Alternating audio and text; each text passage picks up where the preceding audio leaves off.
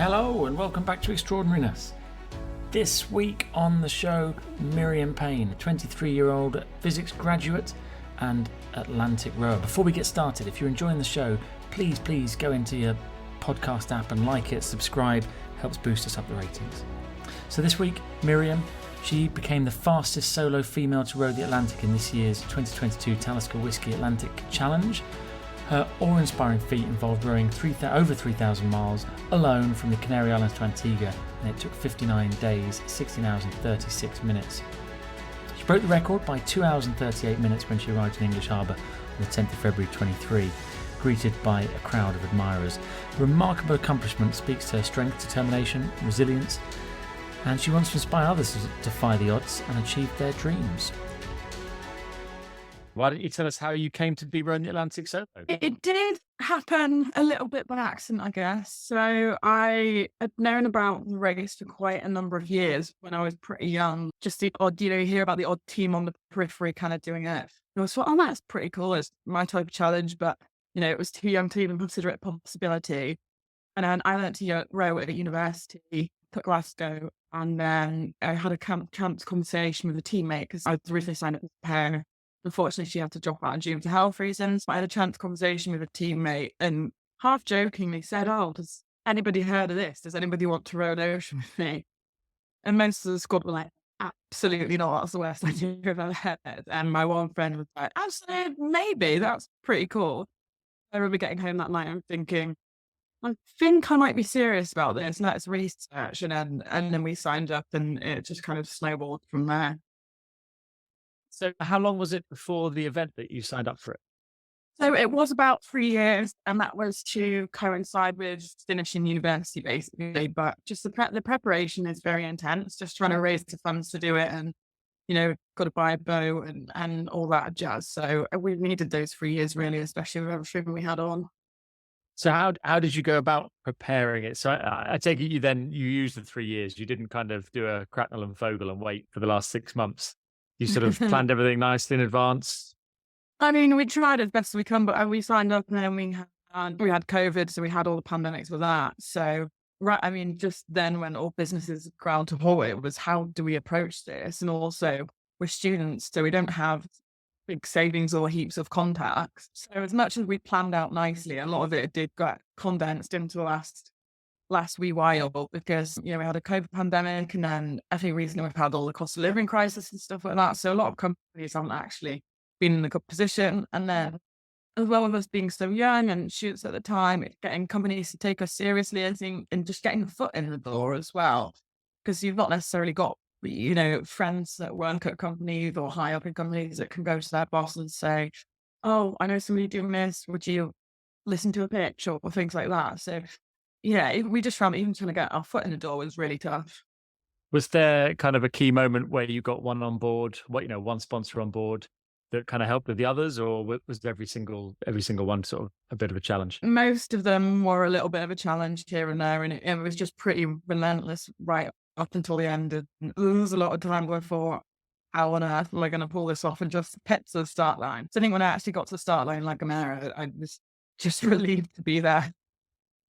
It's one of those things where it sounds like all of the organization of it and that side of it would be much harder than the rowing, where you kind of know where you stand, getting yourself fit. Well, that's like what you have to do for that. But yeah, getting someone to give you money, that would be my nightmare. That's hard.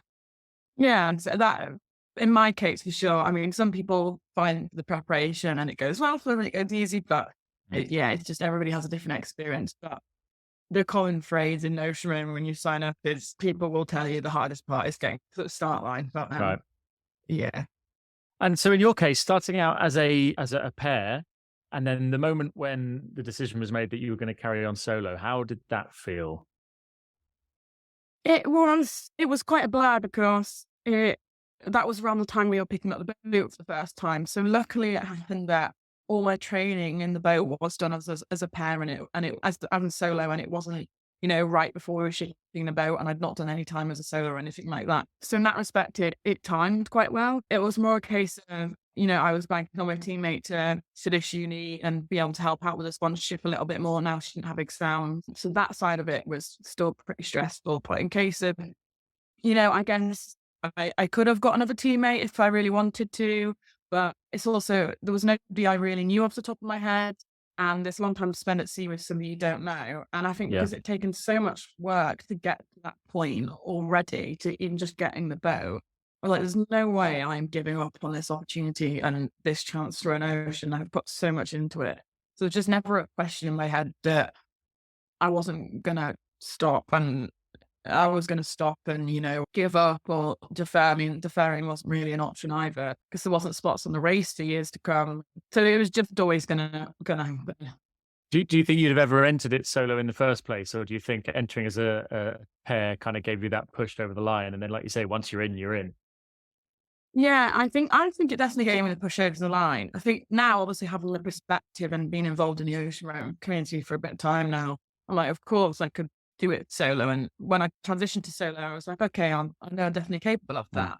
But in the beginning, I remember having a conversation. We were originally trying to get a floor together, and none of our friends thought that was a good idea. So like, we'll go it as a pair. And I remember having the conversation. Oh God, I can't think of anything worse than rowing it solo. I don't know how they do it. It's absolutely mad. And then now I'm on the other side and I've done it solo, and I think more people are probably capable of it than they realise. So take us then to the start line in La Gomera. What did it feel like when you set off? What was sort of going through your head at that point? To start like, it was very strange because a couple of days before I was very in my head, and I don't know if anxious is the right word, but you're just very conscious of, I don't think anybody ever feels fully prepared to row an ocean for the first time. I think you're very conscious of going through every drill in your head and you're like, okay, if this goes wrong, how would I deal with that? And if this goes wrong, I mean, you do the crisis planning ahead and think through the scenarios, but I think it's extra. Your brain just goes on overdrive the couple of days before. And then when I got in, I mean, there was a lot of tiredness because we were first of all setting off into a headwind. So the weather briefings in that week before, they were all, the start's going to suck, especially for you sailors. Like, oh, that's great. Thank you. So I was just having to row a lot of hours, and I just tried to row as much as I can before taking a rest. And so I was just very tired those first few days and hallucinating a little bit at night. And I settled in more easier than I thought, I think. There wasn't that feeling of, oh my God, the ocean's so big. There was the aspect, don't think of how long it is till the finish, because that prospect would wind me up. But yeah, it was quite surreal, really, the start. So lots of people, I think, are probably familiar with how people go about rowing in a pair. You know, the 2 hours on, 2 hours off. Is that the same way you approach it as a solo rower, or do you have to approach it differently? No, so typically solos end up having to do more hours because, like with the pairs and multiple person crews, they can keep the boat moving at all times, and with solos, you don't want to stop for too long and lose that ground. So actually, it took me. I just could not get settled into a routine that worked for me the first couple of weeks. There's only so much you can replicate in training and with time as well. So the first 2 weeks, I tried all sorts of routines. I tried 5 off at night and then 3 hours on, 1 hours off during the day. And then I tried 2 on, 1 off for a bit. And then none of that really worked. And I found I really struggled with the broken sleep. So I ended up, for the last 3 quarters at least of the race, maybe a bit more, I would have a long block of sleep at night and not really rest much and not sleep during the day. So I'd do about 15, I tried to average 15 hours around during the day with just minimal rest and just get and row till midnight and then just get a long block of sleep at night. So Mm. some days I'd get 7, some days I'd even get 8 hours sleep, but I'd really need that because I wasn't resting during the day, except sort of 15 minutes, half an hour here and there for a bit of food and a stretch. That sounds brutal, really. So I was reading about there's a guy called Steve Callahan who wrote a book called Adrift, and he was lost at Mm. sea in a raft, and he talked about having there were 2 crewmates on the raft. He was on the raft by himself, but he Mhm. talked about having this crewmate who was irrational and he just wanted to eat the food now and drink all the rational water. And then he talked about the captain who was being very rational and was kind of, almost ordering himself to stick to these things. So there were 2 people. He kind of almost split his psyche to cope with being on his own and to let the irrational side out. And I've experienced that when I was running Marathon des Sables. I had like this devil on my shoulder, but I would get him working for me. And I wondered if how you coped being on your own at sea for so long, and whether or not you had any of these kind of like I know you just talked about hallucinating at night. I wondered if you kind of had these moments where you would have two sides of your personality, perhaps. Yeah, I mean, I never had pictured it as like a devil on each shoulder type thing or a, captain Yeah. and crewmate. But you definitely have those things when your brain is, okay, do this, do that. And you know that it's not always the most rational thing to do.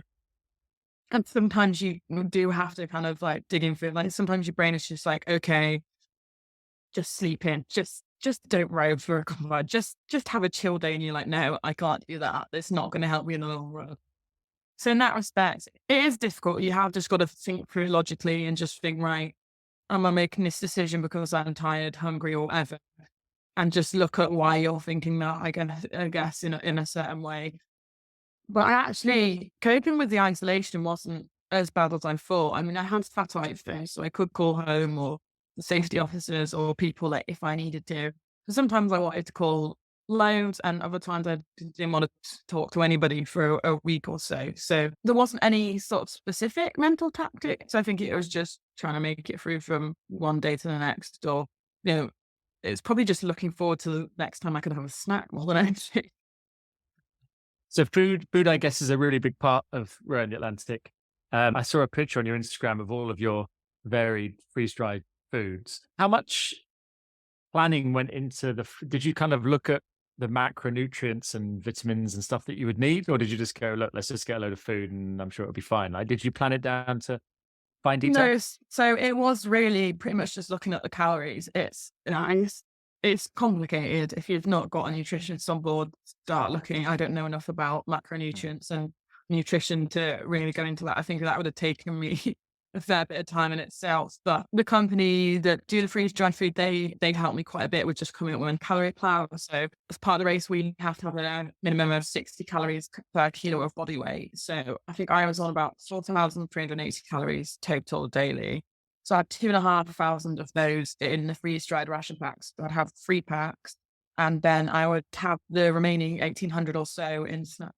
So that was things like chocolate, breakfast bars, sweets, and things like that. The main thing about training, because you can't really avoid a calorie deficit, because it gets to a point where if you're eating more calories, it's not necessarily being absorbed by the body. So the main thing was just getting the calories in from what we had assigned out of the 4,380. And it's one of the things the safety officer said, so you can have the most nutritious food and you could have some company making you these fancy nutrient bars. But if you're out there and it doesn't appeal to you, if you don't like the taste of it even slightly, you're not going to want to eat it. And it's strange when you're out there, your taste buds change a lot. Like in the beginning, I had some chocolate covered Oreos as part of my snack packs. I couldn't stand the thought of them in the beginning, but in the end, I absolutely loved them. And I would have done anything, put some more of them. And it's little things like that. You just, lots of chocolate, lots of sweets. So not the healthiest, but calories in and a bit of sugar and a bit of energy. And yeah. It is true about how your taste buds change, especially if you've been, like if I do a really long run, several hours, all I want's a pepperami.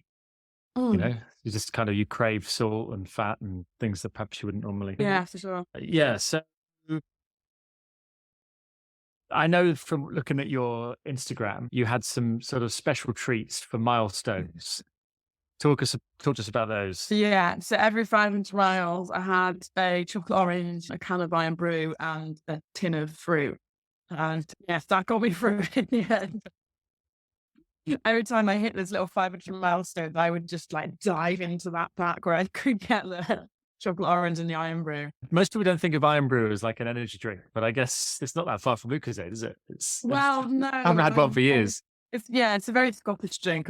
My mum's Scottish, so it's raised on the stuff, really. But yeah, it's just, I think the sugar and just perhaps something fizzy as well. It's a different texture or taste to something refreshing. Yeah. So you talked about, so you had these every 500 miles, the race is 3,000 miles. So you had you've just got to kind of break the race up there. Were there any other ways that you broke up the race like that? Because obviously you can't look at this huge goal as something you have to do. It's too big. Because I heard you say something interesting about getting a bit tired of listening to music because the 3-minute songs were kind of highlighting the passage of time in those little chunks. So were there any other ways That was a very strange one. So my main way of breaking up was obviously the 500 miles, but actually that was got tough in some respects because if I get hit by a bit of slow weather, then some 500 miles would take a lot longer than the other. So I'd heard of some teams having like a treat Friday where they'd have like a can of Pringles on a Friday or something like that, which sounded really cool. But I had audiobooks as well. And it was strange when we say about like the taste buds changing. And I think my audio response has changed as well because in the beginning, like you said, I couldn't listen to music. I really struggled. I could listen for 10, 15 minutes at a time and I just have to turn it off.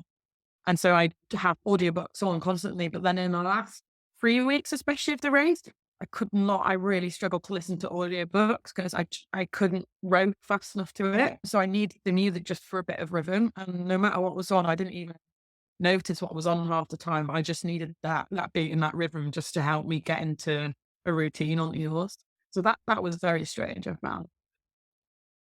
Tell us a bit about the wildlife that you saw at sea. Yeah, so that was so special. I think seeing everything in its natural habitat. So 5 days in, I think I was having a bit of a rubbish morning thinking about, I think the prospect of how long it was going to take or how long it really sort of weighs on you in the beginning. It's to me, try not to think too much about. And then just like that, I heard this little blowing and there was a whale came right up to the boat and I looked around and there was two more. And I think somebody just told me they're beaked whales or beetle whales or something, I think, and spend a lot of their time deep diving. And they were so curious. They were circling the boat and just sort of coming up to it and sticking their heads up and having a look. And that was so special. And that's something I'll remember forever. And then on New Year's Eve, I saw what I'm now told is a blue shark. So I was just waiting first time to get in and clean the boat, get quite a lot of grey from the bottom in it, and it sloshed down quite a lot. And the weather was finally safe enough for me to get in and clean the boat. I was just thinking about getting ready, and then I just heard this splashing, and there was a shark. So I thought, wait a couple more hours before I get in the water and cleaning the boat. But that was really cool. Again, he just circled the boat. He seemed quite friendly, and this little pilot fish, and it's so special to see the wildlife in its natural habitat. I've seen the video of you jumping in to clean the boat, and I couldn't see. Are you tethered to the boat? Yes, yeah. So we've got harness Good. and tether on at all times. Okay, I could good. not jump in otherwise. So I've also seen the videos where you're in some fairly big waves and some fairly strong weather. So were there times where you were? Yeah, definitely. I was surprised that I wasn't more scared in some respects, and I guess that's a good thing. Meaning that training of my mental preps obviously gone on in some ways. So it's a really rough weather around Christmas time, but it always felt safe. And there was a couple of times then I thought, okay, I'm going to capsize. But for some reason, it just felt safe. I think the wave period must have been quite long and it was one wave and then the other and it was like smooth in between. But the last week, I just remember thinking, Jesus, I just need to get through the day. There was a couple of very close capsizes where I was out of deck and I think I'd gone, it was about 5 days before the finish. I thought I'll have it's a bit rough, but I'll just have my last proper wash before I get in and then just make it to the end because, you just feel a bit gross. And I was looking down, putting some stuff away and I just got hit by this wall of water. I was leant against the grab line on the boat. I just felt myself going backwards and the boat not coming back. And I thought, this is it. I'm off swimming. And luckily it was okay. The boat kept me so safe and the gunnels had all filled with water and it just stayed on its side for about 2 or 3 minutes and just slowly righted as the water drained back up. But it was very muddled, the conditions, I'd say. I mean, I'm not a sailing background, so I'm not very good at describing it, but the waves weren't coming quite straight on and they were coming at a couple of slightly different angles. And then in between the waves, it just seemed very confused sea state. And then you'd get rogue waves out of nowhere and you'd suddenly be looking but you'd see it building and you'd think, Jesus Christ, this is going to be an interesting one. And then it would just build slowly and you sort of kind of like step up to it. You think, okay, fine.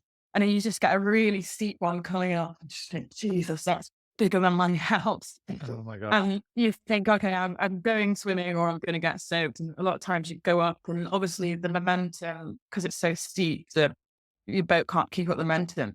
So oftentimes you get up and then it would kind of flip around and go backwards down the wave and then the wave would break over me. So the boat would then be going in the wrong direction.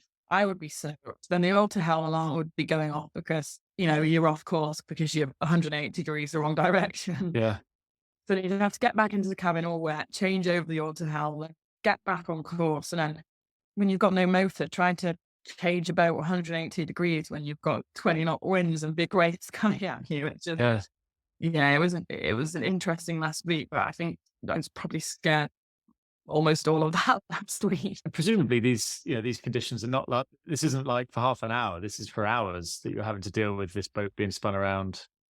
It was pretty much 5 days. Or was it the whole straight. week? Five whole days. Wow. Pretty much the whole week. And I think towards the end, it's exhausting because you have to be very mentally alert. So a lot of the times, the boat getting spun around, that doesn't happen too much.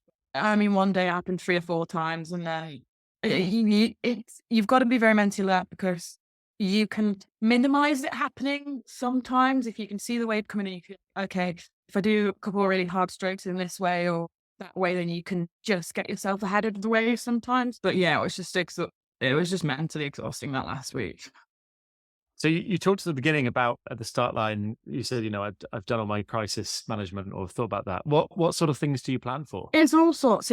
If you capsize, if something breaks, if you have a battery fire, or, if you lose all power and you can't use your water maker, you're going to be hand pumping for a while. And, if you lose all power, you're going to have to think about how you navigate by the stars or how you'd still get yourself across that way. So it's just, I guess, anything and everything you can think that can go wrong could possibly go wrong. So what are you going to do if it does go wrong?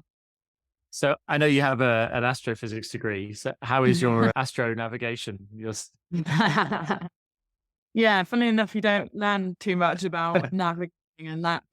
And so surprisingly, I think it would be a little bit easier than I'd initially expected, because a lot of times in light, if the auto hell went off, I would usually get my position back because I was, you get so used to one of the constellations. I think Orion was one of the benchmarks I used a lot.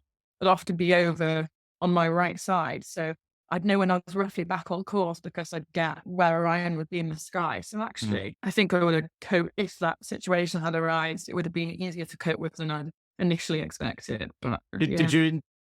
I think I would really enjoy the night sky out at sea. Was that something that you enjoyed looking at, or? Oh, incredible! Yeah, and sometimes, the shooting stars as well, especially, were incredible. I had some that were almost like comets. I had one that came and just lit up the sea because it was so bright, and that, especially with a physics background, was really special. Yeah. So you sort of talked about some of the highlights with the wildlife and things like that. So of the whole journey, what would you say was the peak and the pit? What was the very best bit, and what was sort of the very worst bit? I think the best bit was probably New Year's Eve with the shark and getting in to clean the boats for the first time, because the cleaning the boat, I didn't expect it to be so scary the first time, even though I've got a harness and I'm tethered on. I think it's just the thought of having nothing around you and being however many 100 miles from land, however many miles deep the ocean is. And it was just the biggest adrenaline rush ever. And I got out of the boat that evening. I thought, I've seen a shark, I've cleaned the boat, and I was just smiling the whole way. And I think smiling the next couple of days because it was just such an incredible experience. I think the pit was about 2 weeks before the finish because the record was in jeopardy, and I was on track that third week before, and thought, okay, it's fine, just got to average 55 miles a day, 58 ideally, to get me in with time to spare. Thought, I'll be tough, but it's completely doable. And then I got caught in between two weather systems, and the wind was going in the wrong direction. So if I stopped rowing, I was getting pushed backwards and getting pushed south. And then it dropped to 0 knots. And that just lasted longer than I thought. And it was just such a mental roller coaster, a mental battering that week, because I'd come so far and put so much effort in. I just didn't want to lose it at that point. So that's really interesting, because I don't suppose it's something that you can. Did you set out to try and break the record? So initially, my target was always 50 to 60 days. And I can't remember why exactly I came up with that. I think People would ask how long is it going to take. And I just look, oh, I guess 50 to 60 days is good for a solo. And I originally thought the race record was 49 days, but that was the old world record and a different route. So there was a lot of umming and ahhing. So I knew just before halfway, I was going to have to put a big shift in to get in under 60 days anyway, just because the weather hadn't been as we hoped it would and hadn't been ideal. And then we found out that the record was actually 59, the race record was actually 59 days. We thought, well, perfect. The target was under 60 days anyway. That works well. And I'm quite a stubborn person anyway. So there's no way I'm coming in and outside 60 days because I've set that goal 6 months ago. That's just not going to happen. And then so when I knew the record was 59 days, I was like, okay, like it's on, let's go for it. Well, that's really interesting. So your pit almost came from a self-imposed, like, oh yeah, a deadline 100%. almost. Yeah. It's 100% self-imposed. Yeah. So you said that you learned to row, sort of flat water racing rowing at university. Had you always been a sporty sort of person? What qualities do you think you had before you set out on this that helped you get across and helped you break the record? Yeah, I mean, I've always been a sporty kid, done all sorts growing up, and I did Kilimanjaro a couple of years ago when I was in college. But I've never done anything of this magnitude in terms of adventure-wise. So I don't know. I hadn't really thought too much about what qualities helped me get across. I guess I'm very stubborn, very determined. If I get something in my head, then I kind of just have to do it. And so, yeah, I guess I'd say that's what helped me get across. You seem like a very rational person as well. You were talking earlier about kind of just thinking about what you had to do and things like that. That's quite interesting. Maybe that's to do with the physics as well. It's quite a logic based. Yeah, I try to be rational and I try to be practical. I think I grew up on a farm, so I think that background maybe helped in that aspect. You just have to be quite practical and realistic. And then, but yeah, I guess so.